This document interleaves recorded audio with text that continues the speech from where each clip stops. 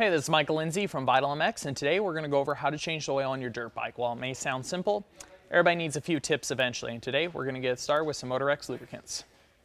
So honestly, the tools you're going to need for this are going to be quite varying. You'll likely need an 8, 10, 12, and 14 millimeter T-handle or socket, along with possibly a set of needle nose pliers or an O-ring pick to pull out your oil filter and also change the O-ring on the oil filter cover if it's damaged, along with the ability to have something to drain your oil in and possibly a measuring cup or ratio right for when you're refilling the oil.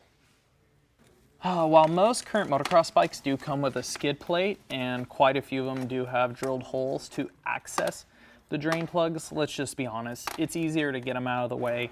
If you have the bike angled weird or just the hole isn't drilled that great, the oil can just splash into the inside of it and it just makes for an overall mess. It ends up dripping out from around the skid plate for a couple days, so realistically, it's just easier to get rid of them. Even for the situation, if it has a side cover, it could block your access to the oil filter cover as well.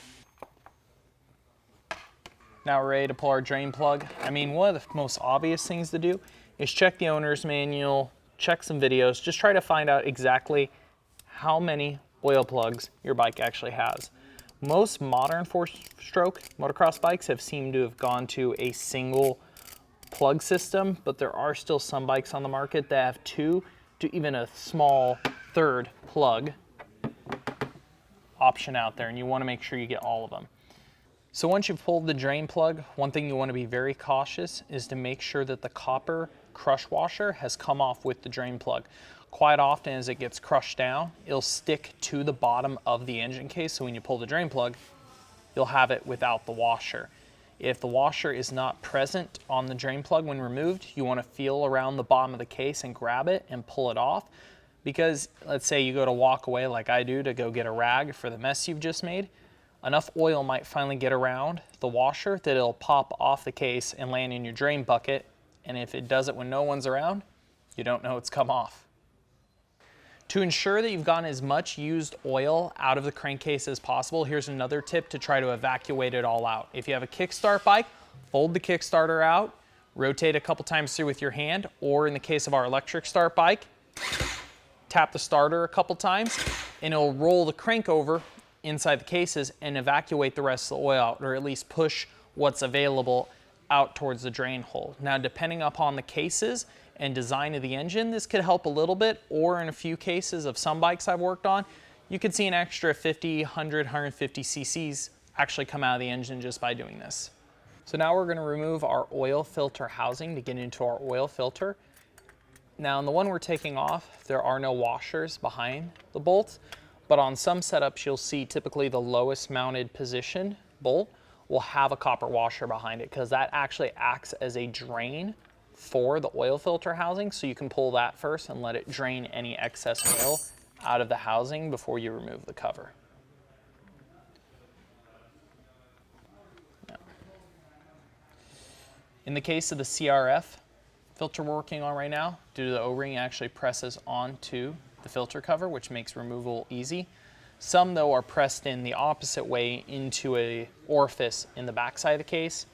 If that's so, typically the front of these oil filter covers, you can press in the center with a flat blade screwdriver to hook onto it and pull back, or an O-ring pick, so it's easy to pull and remove the filter. Another thing to watch for is the spring that's typically found inside of an oil filter housing. In this case, it's actually in the case facing towards the oil filter. Sometimes, though, it's found between the cap and the filter. Either way, you just don't want it to fall out and be floating behind the filter in the housing. You want to make sure that if it's in the case, it's still properly on its post so it does its proper job. So here we have our OEM replacement paper oil filter. Now, in most cases, I've run into different situations. There are people that believe in changing these every single time they change the oil, some that believe in seconds or thirds. A really good way to weight this is if you use the same engine oil every time and what the condition of the oil filters themselves look like. For me, early on into a brand new bike, yeah, I don't change them every single time, maybe every other, every 3, depending upon, like in my case, I like to change my oil very often on a motocross bike, say every 2 hours. People that run them longer on the oil change tend to change the filter more commonly as well.